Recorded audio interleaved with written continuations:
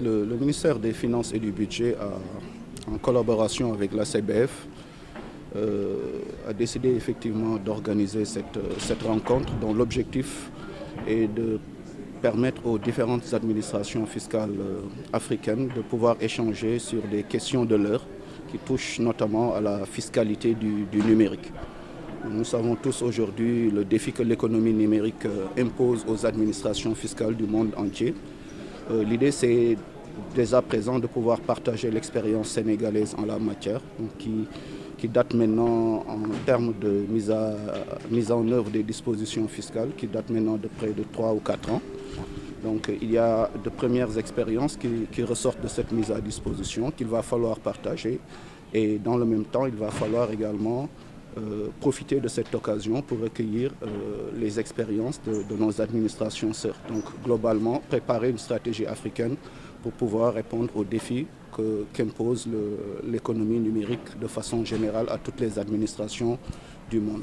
Bon, alors, le problème de la fraude, c'est que par principe, si on avait un chiffre, on aurait pu. Il suffirait d'aller chercher ça. C'est qu'en réalité, on ne peut être que sur des estimations. Nous savons effectivement que la mise en œuvre des dispositions du Code général des impôts en matière de taxation du numérique, notamment en matière de TVA sur le numérique, ont rapporté un peu plus d'1 milliard pour une première année d'application.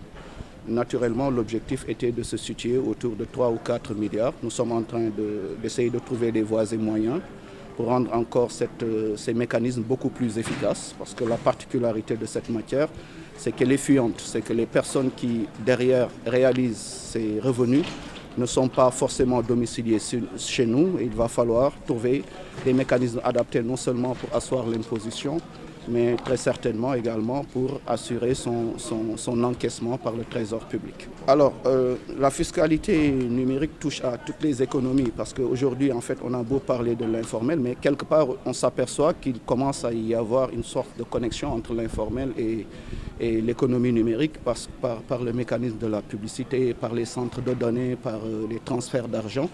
C'est pour dire également que tout ceci doit également être regardé comme une forme d'opportunité, parce que le numérique a, il est vrai, quelques défauts, mais ça a également l'avantage de pouvoir formaliser assez rapidement.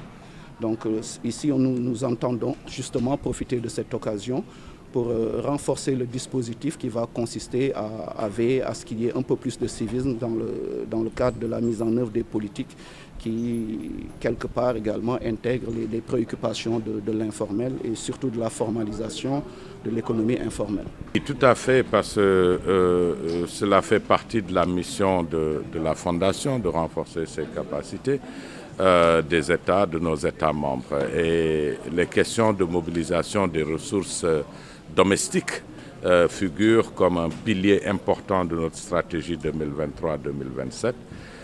Dès lors, avec les changements très rapides dans le secteur de la digitalisation, il était important, avec aussi les nouvelles niches financières qui s'y présentent, il était important qu'on prépare nos États à pouvoir saisir cette opportunité. Eh bien, la République du Sénégal, à travers le ministère des Finances et du Budget, mais aussi le ministère de l'économie, du plan et de la coopération internationale, ont bien voulu collaborer avec la Fondation pour accueillir cette conférence. Surtout, le Sénégal était assez attractif eu égard à la position de leadership sur ces questions. Alors, les objectifs, c'est de préparer donc les administrations fiscales, mais également les décideurs politiques à mieux embrasser l'économie numérique, mieux comprendre les nouveaux modèles d'entreprise qui sont amenés par l'application de la technologie digitale et numérique sur les processus et comprendre comment ces entreprises créent de la valeur ajoutée et comment en fait approcher leur fiscalité. Il se trouve également que beaucoup de ces entreprises ont une activité qui aujourd'hui transcende les frontières. Donc leurs services peuvent être dans votre pays, sans qu'ils aient une présence physique dans le pays. Comment aborder cela? Comment les taxer? Donc c'est cette connaissance d'abord, partager les modèles quand même qui ont réussi à travers le monde, permettre également aux administrations fiscales de nos États membres d'échanger leur expérience, les bonnes pratiques, mais de constituer également une plateforme d'apprentissage par les pairs pour que cet apprentissage, ce développement puisse continuer dans le temps. Mais enfin, aujourd'hui, il y a des négociations internationales sur les standards relatifs à la fiscalisation de l'économie numérique et l'Afrique y participe. Donc, avoir une position commune des États renforcerait la voix de l'Afrique dans le cadre de ces négociations internationales.